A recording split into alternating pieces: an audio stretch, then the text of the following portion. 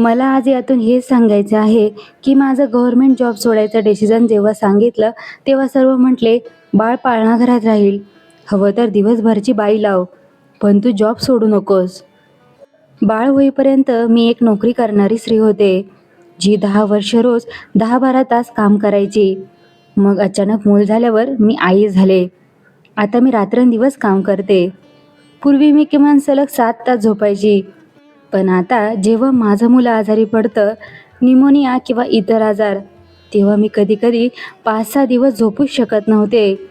Job करून मुलाला सांभाळणं खरंच खूप कठीण वाटत होतं.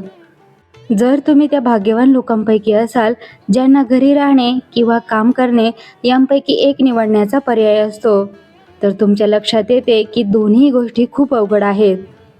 या बाबतीत बहुतेक लोकांसमोर खरा पर्याय नसतो.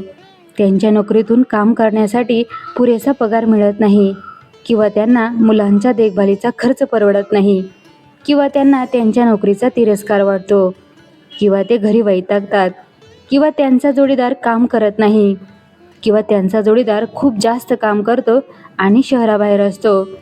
बहुतेक लोक जे करणे आवश्यक असतात ते करतात आणि कुटुंबाची परिस्थिती सांभाळून घेतात. आज मी जॉब करायचं म्हणून माझ्या बाळाला दुसऱ्यांच्या हातात सोडायचं.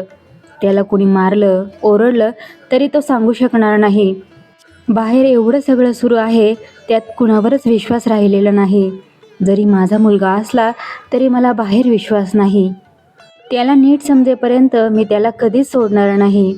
जॉबचं काय, शिकली आहे तर पुढे कोणतं पण काम करता येईल. पण मी आत्ताच बाळासोबत राहून पण स्किल्सवर काम करून पैसे मिळवत आहे. तर जेव्हा तो एकदा थोडा मोठा झाला तर खूप चान्स असतील मला. आणि आज मी त्याला सोडून बाहेर गेली तर तुमच्यासाठी मी बेस्ट आई असेल कदाचित. तसंच उद्या जाऊन मुलगा त्याच्या करिअरसाठी म्हणाला, आई बाबा तुम्ही वृद्धाश्रमामध्ये राहा, माझ्याकडे वेळ नाही. मग त्या मुलाला तुम्ही शिवी घालणार. मग हा भेदभाव का? वेळेनुसार आलेली संधी कुणी सोडू नये. आज माझ्याकडे चान्स आहे. मी माझ्या बाळासोबत राहून 24 तास माझं काम करून कमाई करू शकते. हा मी ऑप्शन सिलेक्ट केलं.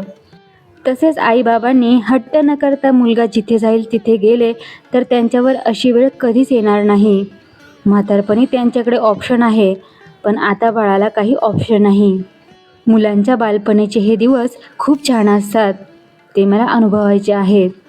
डोळ्यासमोर असूनही बघता बघता 2 वर्ष कधी गेले समजले देखील नाही. जर जॉबला असते तर हे सगळे अनुभव मी मिस केले असते. म्हणून मी जो निर्णय घेतला तो माझ्यासाठी बेस्ट आहे आणि तो राहणार.